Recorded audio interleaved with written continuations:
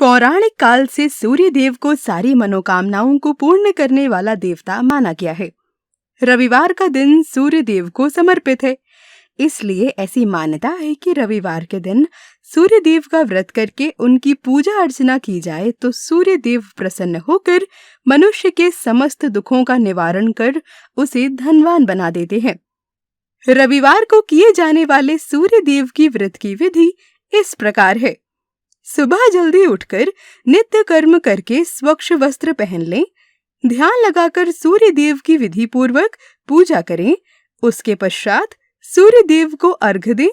दिन में एक ही समय सूर्य का प्रकाश रहते हुए बिना नमक का भोजन करें। फलाहार भी सूर्य की रोशनी में ही करें। रविवार का व्रत 12 रविवार या 30 रविवार तक करना चाहिए। इस व्रत से शत्रु का भय नहीं होता तथा साथ साथ समाज में प्रतिष्ठा बढ़ती है। सूर्य देवता की क्रिया से दरिद्रता नष्ट होती है।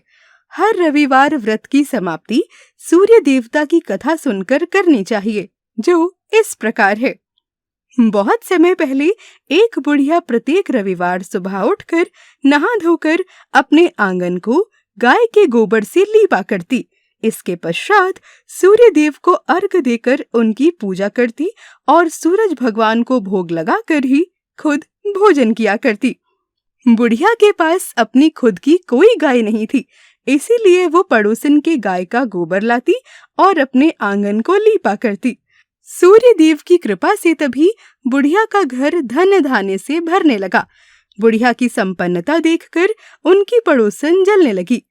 पड़ोसन ने तभी द्वेष में आकर विशेष रविवार के दिन अपनी गाय को बाहर ना रखकर घर के भीतर बांधना शुरू कर दिया। इसी कारण बुढ़िया को गोबर ना मिल सका और वो अपने घर की लिपाई ना कर पाई। लिपाई ना होने के कारण बुढ़िया ने सूर्य देव की पूजा नहीं की और बिन खाए ही भूखी सो गई। बुढ़िया को तभी सूर्य देव ने दर्शन दिए और पूछा कि आज उसने उन्हें अर्घ्य क्यों नहीं दिया और कोई भोग क्यों नहीं लगाया। तभी बुढ़िया बोली कि उसके पास अपनी तो कोई गाय नहीं है, वो अपनी पड़ोसन की गाय के गोबर से ही लिपाई करती थी। पड़ोसन ने अपनी गाय अपने घर के भीतर बांध ली, इसीलिए उसे गोबर ना मिल सका और इसीलिए वो घर की लिपाई ना कर पाई और लिपाई ना होने की वजह से ना तो वो भोजन बना सकी और ना ही उन्हें भोग लगा सकी। इतना सुनकर तभी सूर्य देव ने कहा, बुढ़िया माई, मैं तुम्हारी भक्ति से अत्यंत प्रसन्न हूँ। मैं तुम्हें एक ऐसी गाय देता हूँ जो तुम्हारे सभी कष्टों को हर लेगी। दूसरे दिन जब बुढ़िया सोकर उठी तो उसने अपने आंगन में एक बहुत ही सुंदर गाय और बछड़े को बंधा पाया। बुढ़िया बड़ी श्रद्धा से उस गाय और उस बछड़े की सेवा करने लगी। जब पड़ोसी ने बुढ़िया के आंगन में गाय देखी तो वो और अत्यधिक जल भुन गई। एक दिन तभी पड़ोसन ने देखा कि बुढ़िया की गाय सोने का गोबर कर रही थी और बुढ़िया वहां पर ना थी। पड़ोसन ने तभी अपनी गाय का गोबर फेंक सोने के गोबर को उठा अपने घर ले आई। बुढ़िया की गाय दरअसल रोज सूरज उगने से पहले सोने का गोबर करती और पड़ोसन उसे उठाकर अपने गोबर से बदल दिया करती। देखते ही देखते पड़ोसन बहुत अधिक अमीर होती चली गई। बुढ़िया को ये पता ही नहीं था कि सूर्य देव के द्वारा दी गई गाय सोने का गोबर करती है। अब सूर्य देव ने विचार किया कि किसी प्रकार बुढ़िया को ये बात बतानी ही होगी। उन्होंने तभी शाम को बहुत तेज आंधी चलवा दी। आंधी के कारण बुढ़िया ने अपनी गाय को घर के अंदर ही बांध लिया। सुबह जब बुढ़िया उठी तो उसने देखा कि गाय तो सोने का गोबर करती है।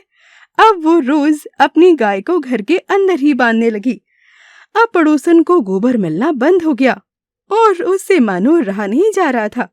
उसने तभी राजा को बता दिया कि बुढ़िया के पास एक ऐसी गाय है जो सोने का गोबर करती है।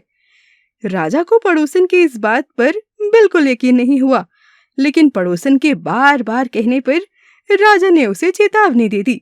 यदि ऐसा नहीं निकला तो समझो पड़ोसन की खैर नहीं। लेकिन पड़ोसन तब भी अपनी बात पर टिकी रही। तभी राजा ने सैनिक भेजकर बुढ़िया की गाय को राजमहल लाने का हुक्म दिया। सैनिक जाकर बुढ़िया की गाय को लेकर आ गए और आते ही बुढ़िया की गाय ने सारे महल को गोबर से भर दिया। हर जगह बदबू ही बदबू फैल गई। सब लोग गोबर की गंध से परेशान हो गए। इसके पश्चात सूर्यदेव राजा के स्वप्न में आए और उससे बोले, अरे मूर्ख राजा, ये गाय मैंने उस बुढ़िया को दी थी। वो हर रविवार नियम पूर्वक मेरा व्रत किया करती है। इस गाय को बुढ़िया को ही वापस लौटा देना, इसी में तुम्हारी भलाई है। ऐसा देखते ही राजा की आंख खुल गई। उसने अगले दिन सैनिक को भेजकर तुरंत बुढ़िया को बुलवाया और अपनी गलती के लिए क्षमा मांगी और उसे बहुत सा धन देकर सम्मान पूर्वक बुढ़िया को उसकी गाय वापस लौटा दी।